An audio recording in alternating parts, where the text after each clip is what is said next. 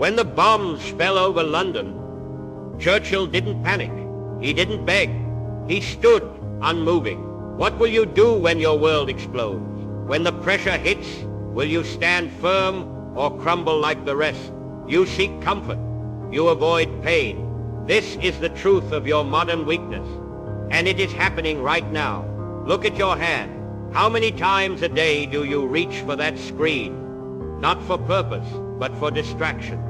You scroll endlessly, chasing fleeting validation, sacrificing precious minutes for empty likes. When your boss sends a difficult email, do you immediately look for an easy way out, or do you confront the challenge head-on? When your body calls for discipline, do you answer with a run or with another hour on the couch? You choose instant gratification over lasting grit. You tell yourself you're relaxing, but you are really rusting. You chase temporary ease. You avoid the discomfort of a difficult conversation with a loved one, letting resentment fester. You shy away from taking on a challenging project at work, choosing the safe, uninspired path. This surrender to the soft, the easy, is eroding your spirit. It makes you brittle.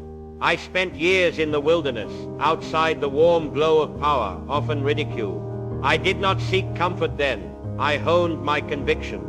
I sharpened my mind. While others sought peace at any price, I saw the gathering storm. I did not distract myself with trifles. I prepared for the inevitable fight. That preparation, that willingness to stand alone in discomfort, was my strength. You too must choose your discomfort. Stop seeking comfort. Start seeking strength. Confront one small discomfort today. Take that cold shower you've been avoiding. Start that difficult conversation you've postponed for weeks. Turn off your phone for an hour and sit with your thoughts. This is not about grand gestures. It is about small, consistent acts of defiance against the tyranny of ease. If you continue to chase comfort, you will find only weakness. You will become the man who crumbles when real pressure hits, who cannot cope when everything truly falls apart. But if you embrace the grind, if you welcome the burn, you will forge a resilience that no crisis can break. Your comfort zone is your danger zone. The man who seeks ease finds weakness. Comfort today means regret tomorrow. Do you hear the faint whisper of what you could be? Or are you drowning it out with the constant noise of modern life? You settle for a safe, uninspired job because the alternative demands too much courage. You remain silent when you should speak up, fearing rejection or conflict, allowing others to define your path. You complain about your circumstances, but refuse to take the bold, uncomfortable steps necessary to change them. This is not living. It is merely existing, a slow, quiet decay of your potential. Your life demands more than mere survival. It demands that you stand up, that you lead. Even if it is only yourself, you possess capabilities you have yet to tap, courage you have yet to summon. Are you a man or a mouse? Are you content to be a footnote in your own story, or will you write the epic? When I stood against the tide of appeasement, they called me a warmonger, a relic. My own party, my own country, wanted peace at any price. But I knew the price of false peace was far greater. The very soul of a nation. I refused to yield. When France fell, when Britain stood alone against the monstrous might of Hitler, I did not falter.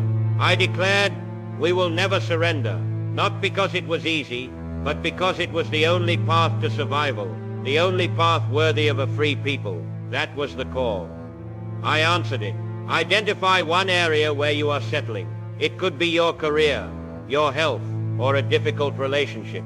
Now decide to take one bold, uncomfortable step this week that disrupts this complacency. Choose action over complaint. Speak your truth, even if your voice shakes. Take on the project that scares you. This is not a suggestion.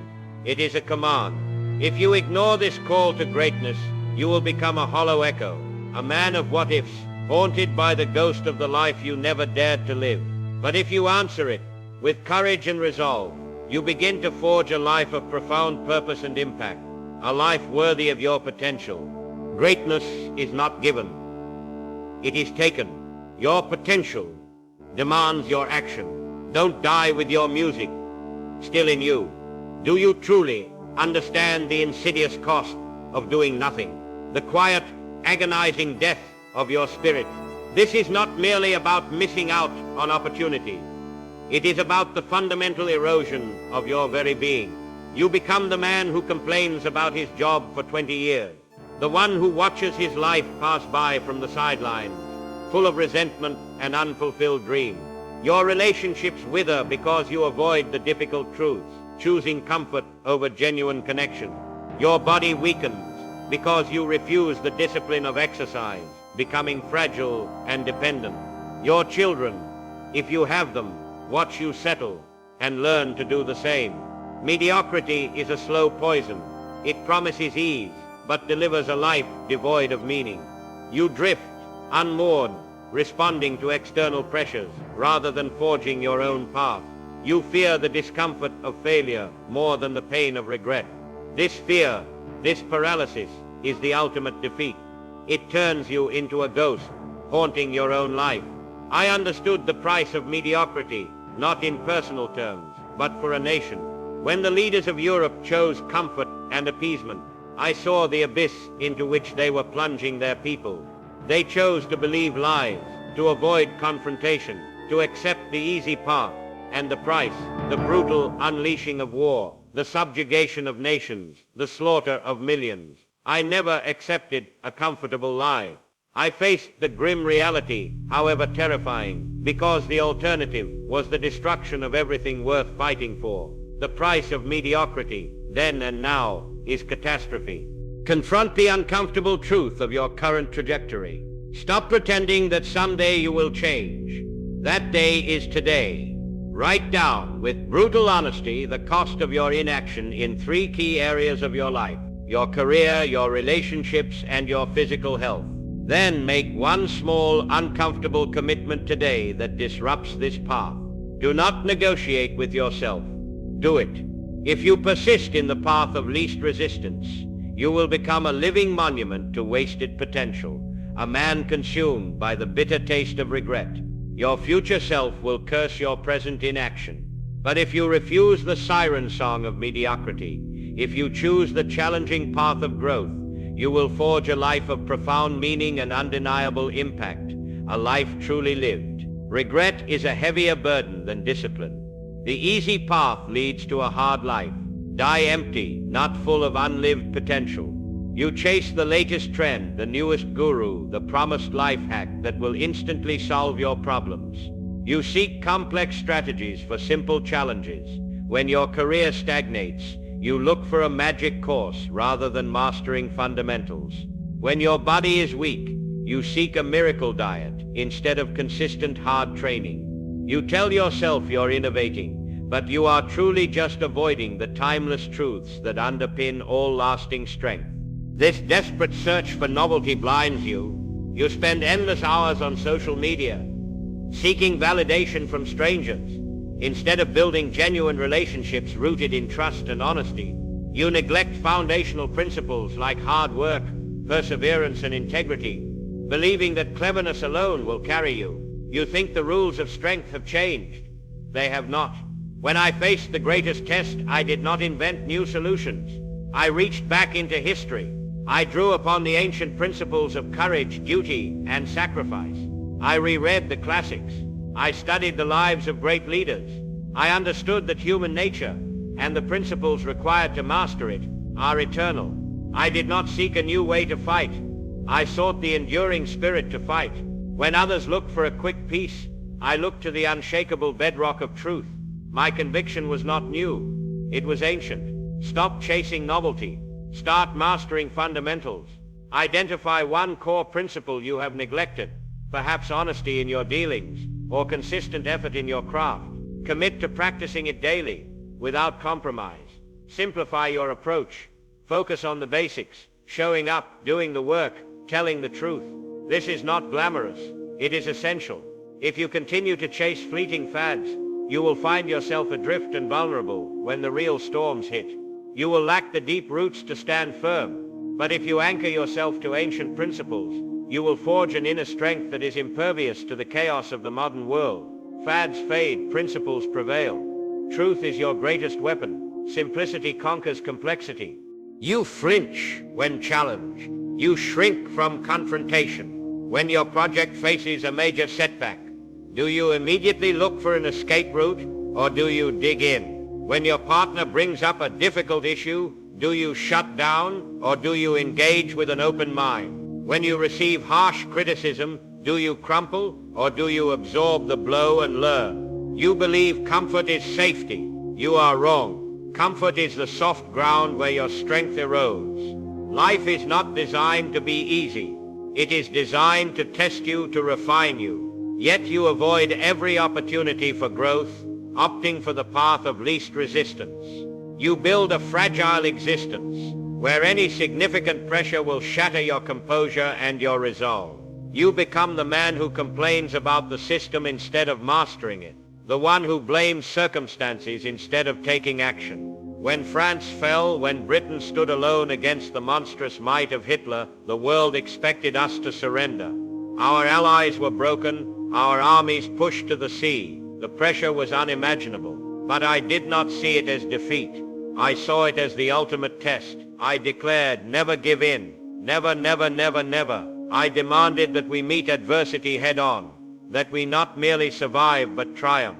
Every bombing raid, every desperate battle was a crucible, forging a stronger nation, a stronger people. I embraced the test. I did not shrink from it. Embrace the next challenge you face, large or small, as a deliberate opportunity to forge your strength. When crisis hits, apply this framework. Assess the brutal facts without emotion. Decide on the most difficult but necessary action. Act immediately with unwavering conviction. Stop seeking sympathy. Seek solutions. If you continue to avoid the crucible, you will remain soft and unprepared, a person easily broken by life's inevitable storms. You will be a bystander in your own life's most defining moments. But if you meet every test with defiant resolve, you will forge a character of steel, capable of standing strong when everything around you collapses. Pressure reveals character. It doesn't create it. Adversity is not your enemy. It is your teacher. When the world crumbles, you must stand firm. You desire results without the relentless daily grind. You seek quick wins and instant gratification, rather than committing to the slow compounding power of consistent effort. Your routines are erratic. Your focus is scattered. You allow your phone to dictate your attention, jumping from one fleeting distraction to another, never truly mastering anything. You want strength, but you refuse the daily work of building it. This lack of discipline is a self-imposed prison. You know what you should do, but you rarely do it. You postpone the difficult workout. You put off the challenging conversation. You promise yourself tomorrow, which never comes. This soft approach breeds weakness in every area of your life, from your physical health to your mental fortitude and your professional output. You are a ship without a rudder, tossed by every passing wind. I understood the power of daily discipline. My life was a relentless pursuit of purpose. From the moment I awoke, I wrote, I read, I strategized. Often for 16 hours a day. I dictated letters while in the bar. I worked with meticulous focus on my speeches. Even in the darkest hours of war, I maintained my routines, my habits, my daily commitment to the task at hand. This discipline was not a burden. It was the engine of my resolve. It allowed me to declare with confidence that victory at all costs was possible, because I knew the daily work would be done. Establish a non-negotiable daily routine that builds strength, not comfort. Start your day with an act of discipline. A cold shower, 20 minutes of intense exercise, or an hour of focused, distraction-free work on your most important task. Eliminate the digital noise that pollutes your mind. Practice mastery through repetition, even the most mundane tasks. This is not about motivation. It is about motion.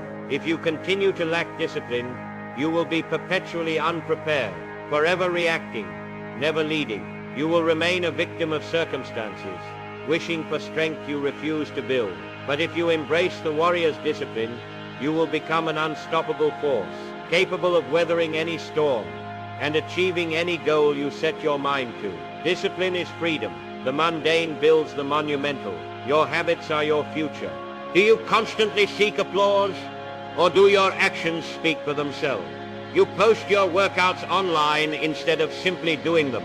You chatter endlessly about your plans for success instead of quietly executing.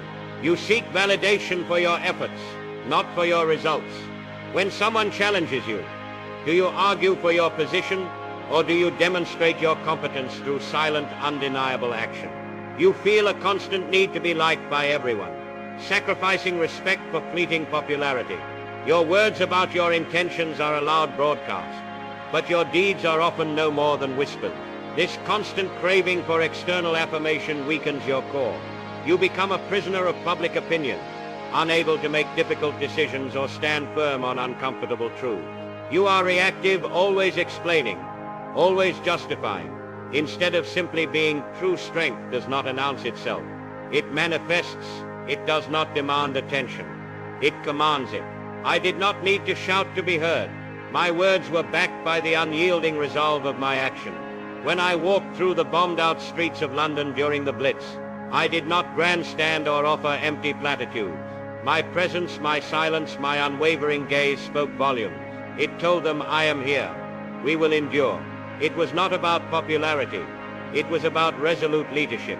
When they tried to oust me, when critics attacked my decisions, I did not waste time endlessly explaining myself.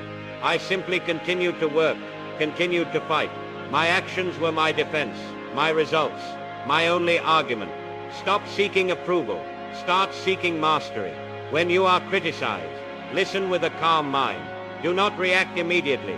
Then return to your work and prove them wrong with undeniable results. Focus relentlessly on competence, not compliments. When you speak, speak only when you have something essential to say, and then say it with conviction that stems from certainty, not ego. Cultivate a presence where your actions precede your words, and your character speaks louder than any announcement. If you continue to chase fleeting attention, you will be a clown, not a king. Your influence will be shallow, easily dismissed, and dependent on the fickle whims of others. You will never truly lead, but if you cultivate silent dominance, if you let your performance speak for itself, you become an immovable force. People will listen when you speak, not because you demand it, but because your history of disciplined action commands it. They will respect you because you respect yourself enough to earn it. True power speaks in silence. Command respect. Don't beg for it. Your deeds are your loudest words. What will remain when you are gone? A trail of empty promises and fleeting comforts, or a lasting mark of unwavering strength? You live for the moment, for instant gratification, for the fleeting praise of social media. You spend your finite energy on trivialities, on chasing the latest trend, instead of building something enduring. You fear making the hard choices today because you might upset someone, or because you might fail. This short-sightedness ensures that your life, however comfortable in the present, will ultimately be forgotten, leaving no imprint on the world, no echo of true purpose. You chase popularity, not permanence. This is a life of quiet evaporation. You exist for consumption, not for contribution. You avoid the heavy lifting of true creation and impact. You shy away from the difficult decisions that shape generations, choosing the soft path that merely sustains yourself. Your only legacy will be your consumption, and that is no legacy at all. I did not fight for temporary peace or personal comfort. I fought for the future, for the preservation of liberty for generations yet unborn. I built a legacy not through popularity, for I was often hated and reviled, but through unyielding principle and action that defined an era. When others spoke of peace in our times as an easy option, I spoke of blood, toil, tears, and sweat, because I knew what was required to secure a future worth living. My concern was not what men would say of me tomorrow, but what they would say of England 100 years hence. My legacy was forged in the fire of that conviction, that unshakable truth. Stop living for today's fleeting praise. Start building for tomorrow's lasting impact. Identify one area where you can make a long-term positive difference, even if it is difficult and unpopular right now. This is not about your comfort. It is about your contribution. Focus relentlessly on creating value, not chasing validation. Make every decision based on principle and the long-term good, not on popularity or immediate ease. Understand that true impact often requires enduring present discomfort for future, profound gain. Your life is your message to the world. Ensure it is a message of strength, purpose, and enduring value. If you chase only fleeting satisfaction, your life will be a forgotten whisper, a disposable commodity in a transient world. You will leave nothing of substance behind, merely a dent on a couch. But if you build with conviction, if you live with unwavering purpose, if you accept the burden of impact, you will forge a legacy of strength that echoes through time, inspiring those who follow long after you are gone. This is your chance. Seize it. Live a life worth remembering. Your legacy is your ultimate truth. Don't just exist. Make your mark.